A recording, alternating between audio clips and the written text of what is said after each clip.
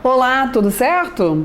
Bom, olha só, você vai enfrentar um concurso federal e lá no seu edital está sendo exigido o Estatuto dos Servidores Federais, regime jurídico único dos servidores, civis da Administração Pública Federal, Lei 8.112. Você já estudou?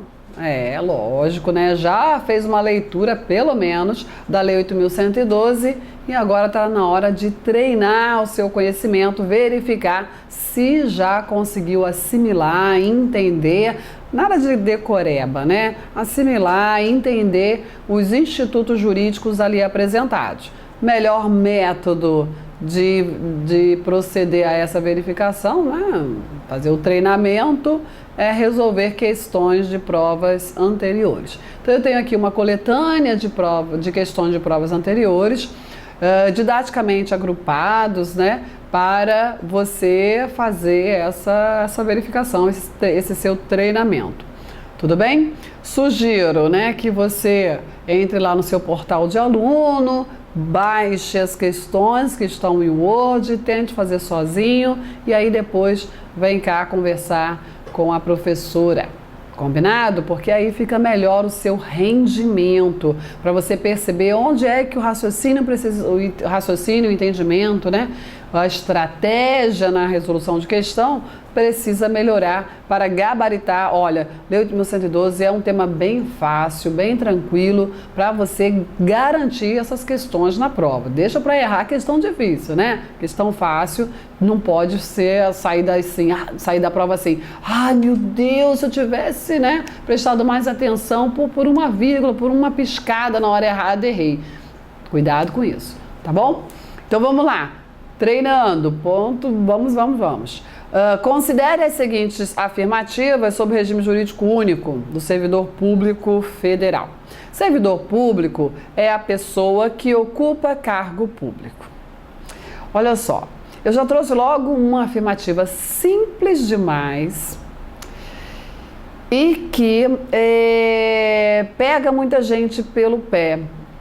Essa afirmativa, ela é polêmica. A princípio, se eu fosse te dizer, olha, criteriosamente, ela estaria errada. Por quê? Porque o artigo 2º da Lei 8.112 determina que servidor público é a pessoa legalmente investida em cargo público e não simplesmente ocupando um cargo público. Ok? Só que além de saber a matéria, você tem que saber fazer prova. Já começo com algo que você... Claudete, qual o problema? Pois é, você tem que tomar esse cuidado porque a banca pode te pegar no laço. Vou deixar quieto aqui. Daqui a pouco eu volto nessa afirmativa. O regime jurídico único, instituído pela Lei 8.112, abrange os servidores da União, das autarquias e fundações federais, bem como das empresas públicas e sociedade de economia mista da União. Opa, essa aqui ficou bem mais fácil, Então, assim, fazer prova exige aí uma técnica. Olha, você deixa essa aqui marcadinha, com asterisco, E você assim, depois eu volto aqui em você. Deixa eu analisar as outras que tem algo dúbio aqui. A afirmativa 2 é tranquila. Por quê? Você sabe que a Lei 8.112, lá em 1988, com a Constituição Federal de 88, lá no artigo 39, no caput do artigo 39, exigiu o regime jurídico único, que esse regime fosse adotado na administração pública direta, autárquica e fundacional. Ok? Não é isso? Com certeza. É certo que, com a Emenda Constitucional 19 de 1998, essa obrigatoriedade foi retirada do texto constitucional. Não é isso? Com a Emenda 19 de 1998. Só que, por um vício de forma, foi declarada a inconstitucionalidade, isso em caráter liminar, isso em 2007, foi declarada a inconstitucionalidade da redação dada pela Emenda 19, então a obrigatoriedade do regime jurídico único, que tinha, sido extinta, volta a vigorar por conta dessa decretação liminar de inconstitucionalidade. É fato que em 1990, a Lei 8.112, ela chega, né, ela é homologada como o regime jurídico único no âmbito federal, seja da administração pública direta, indireta, autárquica e fundacional.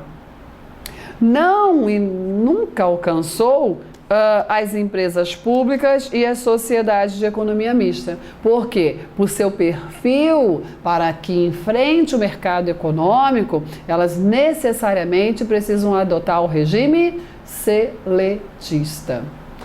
O detalhe importante é o seguinte, lá no caput do 39 do artigo constitucional, o Constituinte não disse que tinha que ser o regime estatutário como o adotado como regime jurídico único, deixou para o administrador escolher, ok? O Constituinte deixou para o administrador escolher. Olha, você escolhe ou estatutário ou seletista, que são os dois regimes civis em tempos de normalidade. Lógico, numa urgência tem a contratação temporária, a contratação especial, não é isso? Regime especial. Mas em tempos de normalidade, no âmbito civil, existem dois regimes: regime estatutário e regime seletista. A grande maioria adotou o regime estatutário, certo? No âmbito federal, adotou o regime estatutário como regime jurídico único, aplicável à administração pública federal, administração direta, autárquica e fundacional. Então, essa afirmativa aqui está errada. Olha lá o artigo 1º da Lei 8.112. Você já percebeu que o meu objetivo aqui na análise das questões não é simplesmente dar o gabarito, certo ou errado. Não. O objetivo de um módulo de questões... Existem outros sites com essa finalidade, né? Vai lá, acessa o site, faz uma assinatura que ele te dá lá só o gabarito. O meu objetivo aqui como professora é fazer uma revisão da matéria apoiada nas questões. Então, o que eu vou apresentar para vocês? Questões com fundamentação teórica. Quantas questões? Ainda não sei. Mas eu não estou preocupada com o quantitativo de questões. Estou preocupada com a qualidade da revisão que eu vou te proporcionar. É isso que eu estou empenhada, certo? Então vamos lá.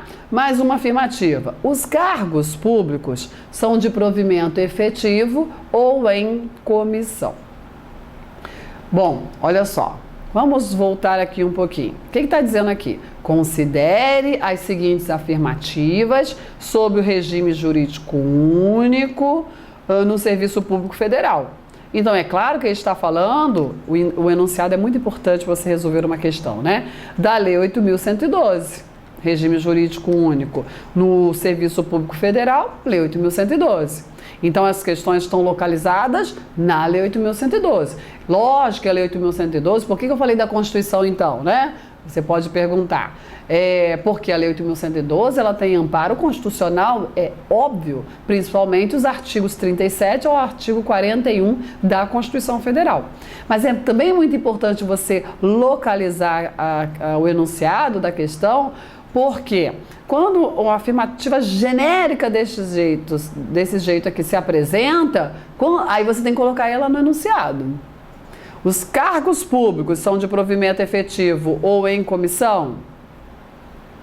Muito vago, muito vago. Mas você sabe que a Lei 8.112, ela regulamenta esses dois cargos.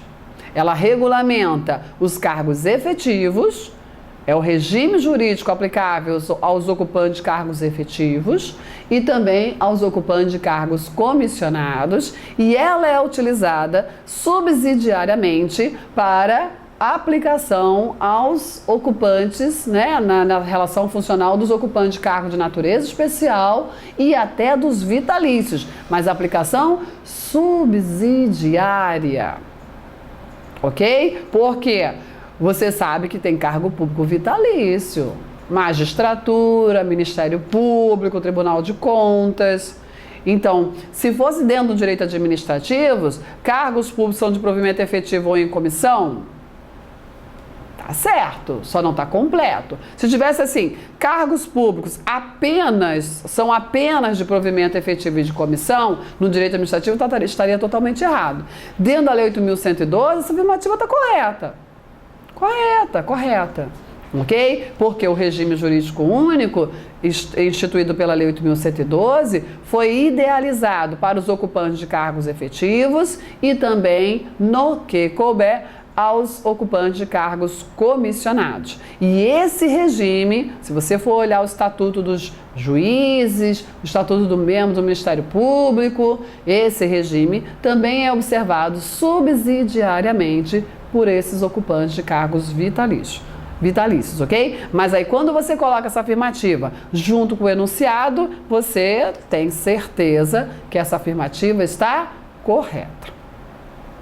Aí você já sabe que a 2 está errada, né? Olha lá, vou saber, além de saber a matéria, tem que saber fazer prova, não é isso? Você sabe que a 2 está errada, então você já elimina essas 3 afirmativas, né? Essas 3 opções, que a 2 está errada. Então você acerta a questão, apesar de não concordar, né, com a afirmativa 1.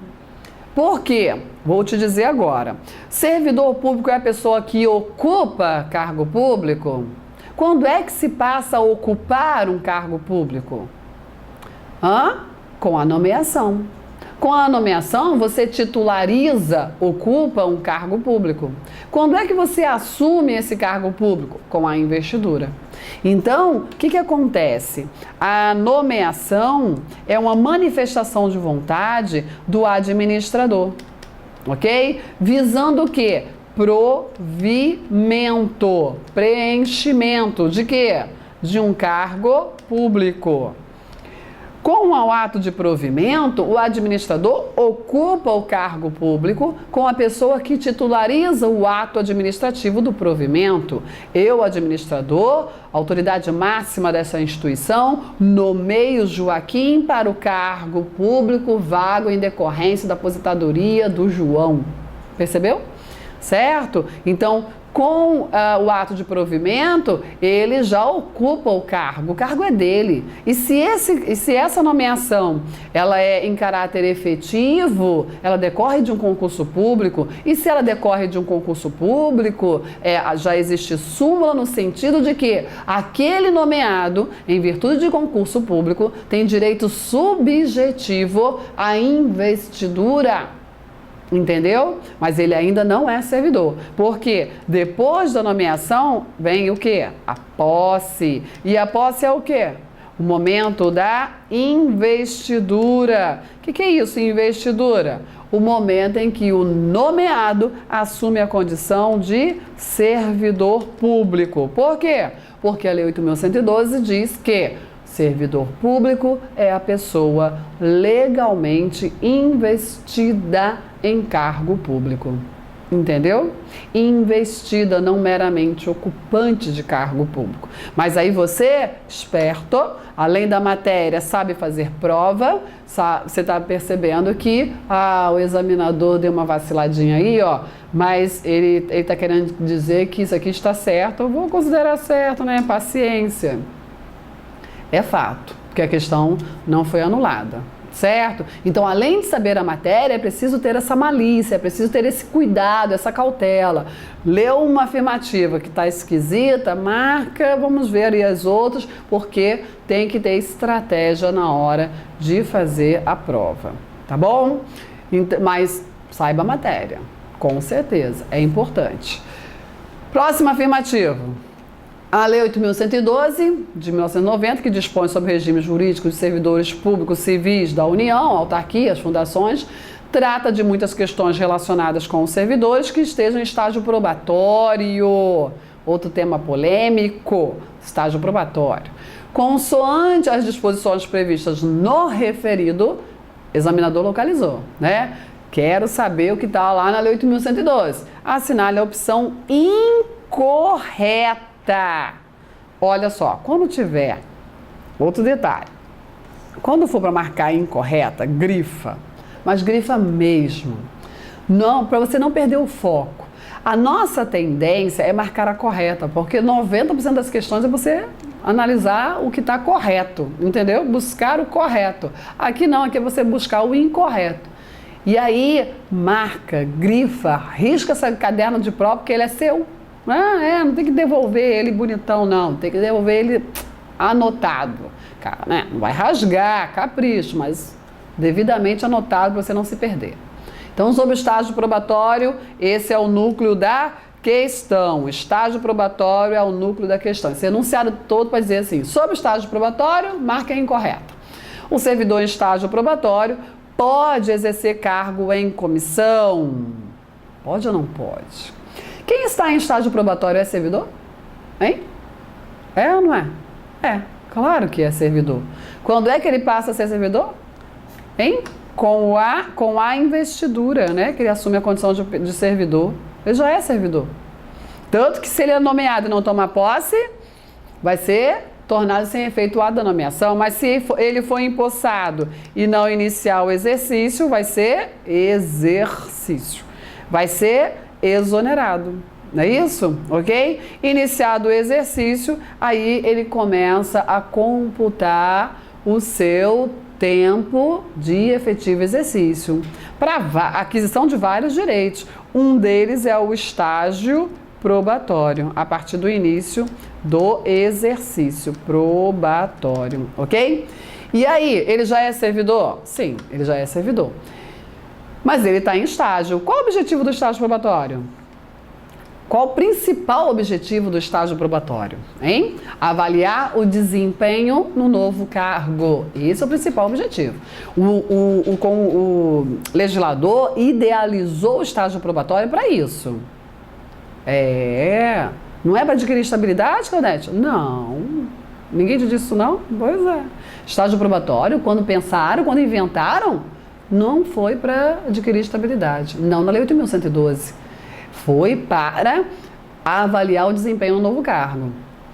Agora, como o estágio probatório ele é coincidente com o período aquisitivo de estabilidade, a jurisprudência já pacificou o entendimento de que o estágio probatório também serve para aquisição de estabilidade. Entendeu? Mas a jurisprudência é clara em afirmar: são institutos distintos. Quais os institutos? Estágio probatório é uma coisa, período aquisitivo de estabilidade é outra coisa. Entendeu? Qual o objetivo do estágio probatório? Avaliar o desempenho no novo cargo. E aí, ele tem que estar no cargo para ser avaliado em seu desempenho, para ver se ele dá conta desse recado, se ele consegue atender. E o que acontece com o servidor efetivo quando é nomeado para um cargo em comissão? Pode acontecer isso? Pode. Tanto que a Constituição, lá no artigo 37, inciso 5, determina que a lei reserve um percentual de cargos comissionados que necessariamente serão ocupados por servidores efetivos. O fato é que, uma vez nomeado para um cargo comissionado, o servidor efetivo se afasta de suas atribuições para exercer o cargo em comissão, ok? E aí, nesse momento, ele vai continuar recebendo o valor do seu cargo efetivo, apesar de não estar exercendo, acrescido de uma retribuição, é um percentual, pelo exercício comissionado. E aí eu te pergunto, se o servidor, em estágio probatório, está num período de prova, probatório, provas. Está num período de provas para ver se ele consegue desempenhar adequadamente o cargo efetivo. Ele pode exercer um cargo em comissão? Pode. Pois é, pode. É totalmente contraditório, vai totalmente contra a lógica. Mas pode. E por que pode? Porque o legislador disse que pode, né? O legislador disse que pode, a gente fala o quê? Pode. Se explica? Não. Mas pode. E não suspende o estágio probatório, né, Claudete? Deveria. Mas suspende? Não. E por que não suspende? Porque o legislador disse que não suspende, tem coisas que não se explica, não tem lógica, mas é assim. Eu tenho um veneno a falar, né? Quem é o assessor da autoridade que faz o rascunho da lei, não é não? Assessoria, né? assessoramento. Isso é típico desempenho de quê? Comissionado, né? Porque não tem lógica. Isso tá certo? Tá. Perfeito. Afirmativa corretíssima. O que mais? O servidor em estágio probatório pode ser cedido para ocupar qualquer espécie de cargo e comissão no órgão ou entidade cedido. Então, o que está dizendo? Que o servidor em estágio probatório, dentro da sua própria estrutura, ele pode exercer cargo em comissão, ele para de exercer o seu cargo efetivo e vai exercer o cargo em comissão. Ele também pode ser emprestado, ele pode ser cedido, ele não está em estágio probatório, sim, mas pode. E ele pode exercer qualquer espécie de cargo em comissão? Aí não. Aqui tem uma vedação. Olha só. Você não está em estágio probatório, mas você já quer sair daqui, já conseguiu essa sessão. Não vou te deixar ir para qualquer tipo de exercício, não. Ok? Tá errado isso aqui, porque lá no artigo 20, parágrafo 3º, determina que somente para os cargos em comissão, DAS, direção e assessoramento superiores, níveis 4, 5 e 6. 4, 5 e 6. Não é para qualquer tipo. São os que estão lá no topo da estrutura administrativa. Não aquele topo do topo, né? Então, na cúpula, vamos dizer assim. No topo não, na cúpula da estrutura administrativa. Entendeu? Então, olha só. Servidor que está em estágio probatório. Pode exercer cargo em comissão? Pode. Na sua estrutura, ele pode exercer qualquer tipo de cargo em comissão? Sim. Pode exercer cargo em comissão em outra estrutura, na condição de cedido? Pode, mas não de qualquer um. Só para os cargos mais elevados, entendeu? Certo? E aí, vamos analisar a outra afirmativa. O servidor em estágio probatório pode ser afastado para participar de curso de formação decorrente de aprovação em concurso para outro cargo da administração pública federal? Sim, pode, tá certo. Pode ser concedida licença ao servidor em estágio probatório por motivo de doença em pessoa da família? Pode? Pode também. Pode ser concedida licença ao servidor em estágio probatório para que preste serviço militar? Serviço obrigatório, né? Também pode, é claro que sim. E aí, olha, essa afirmativa está errada porque não é qualquer espécie de cargo e comissão que o servidor em estágio probatório pode exercer na condição de cedido. Mas tem que ser isso, na condição de cedido, é que ele não pode exercer qualquer espécie de cargo em comissão, só esses do topo, né, da cúpula, tá bom? Tudo certo? Vamos lá para mais uma afirmativa, mais uma questão. Agora, vamos analisar o texto constitucional e os reflexos que traz para o servidor federal. Considerando os artigos 37 a 41 da Constituição de 88, analise e marque a alternativa correta. Nós sabemos que as regras e as ordens constitucionais são base para a Lei 8.112. Então é muito importante, no estudo da Lei 8.112, antes ter total ciência do artigo 37 ao 41, ok?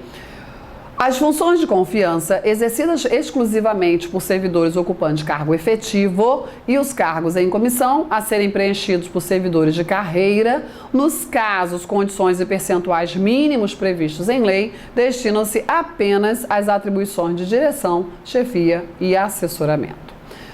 Cópia da Constituição Federal, artigo 37, inciso 5.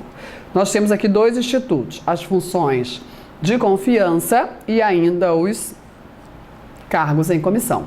Esses são dois exercícios de confiança, são dois exercícios que, por conta desse embasamento, relação de confiança, determinam um vínculo funcional precário, permitindo, assim como foi livre a nomeação, será livre a exoneração. Como foi livre a designação, vai ser livre a dispensa, ok? É isso. Agora, na função de confiança, o administrador pode escolher quem ele bem entender, desde que seja um servidor efetivo. No cargo em comissão, não, escolhe quem ele quiser. Só que tem um detalhe. A lei vai estabelecer um percentual dos cargos comissionados que necessariamente serão ocupados por servidores e exercidos por servidores efetivos em observância ao princípio da continuidade de serviço público, ok? Então, essa afirmativa está perfeita, está corretíssima. 2. O servidor público da administração direta, autárquica e fundacional, no exercício de mandato eletivo, investido no mandato de prefeito, será afastado do cargo, emprego ou função, sendo-lhe facultado optar pela remuneração. A regra é: servidor efetivo pode se candidatar? Pode, tentar um cargo eletivo? Pode. Uma vez eleito, qual é a regra? Se afasta. Regra. Eletivo se afasta do cargo efetivo sem receber, sem remuneração, e vai exercer o eletivo, voltando para o cargo efetivo quando acabar o seu mandato. Não é isso? É. Com exceção do âmbito municipal. Por quê? No âmbito municipal, no legislativo municipal, vereador, é possível a acumulação, desde que comprovada a compatibilidade de horário. Então, servidor efetivo, eleito vereador, comprova a compatibilidade de horário, sempre dá, Aí acumula os dois, exerce os dois, recebe os dois. Agora, servidor efetivo, executivo municipal, foi eleito prefeito. E aí? Aí ele necessariamente se afasta, mas esse afastamento pode ser com ou sem remuneração. A opção é do servidor, ok? Isso está onde? No artigo 38 da Constituição Federal, corretíssimo. A lei não poderá estabelecer qualquer forma de contagem de tempo de contribuição fictício. Certo ou errado? Tempo de contribuição está falando de quê? De aposentadoria. Isso está lá no artigo 40, parágrafo 10. A emenda constitucional número 20 de 1998 provocou uma grande reforma previdenciária no regime previdenciário próprio dos servidores. Grande, não só ela, viu? Depois outras, as três mais importantes para o regime próprio foram a emenda 20 de 98, 41 de 2003 e 47 de 2005, ok? Essa emenda 20, ela resolveu fazer o seguinte: separar os institutos tempo de serviço de tempo de contribuição. Tempo de serviço não se confunde com tempo de contribuição, apesar de caminhar lado a lado. Não é assim? Normalmente eu trabalho e pago, trabalho e pago. Só que existem alguns eventos, na vida funcional do servidor que uma hora esses tempos se desencontram. E tempo de serviço admite contagem fictícia. Tempo de contribuição não. Pagou, levou, não pagou, dançou.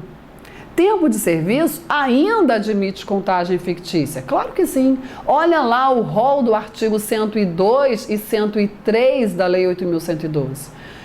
Rol de afastamentos que contam como tempo de serviço, como efetivo exercício. Férias, várias licenças, afastamentos. Quem está dizendo ali? O legislador. Olha só, servidor, você não está trabalhando nessas situações aqui não, mas eu vou fingir que você está.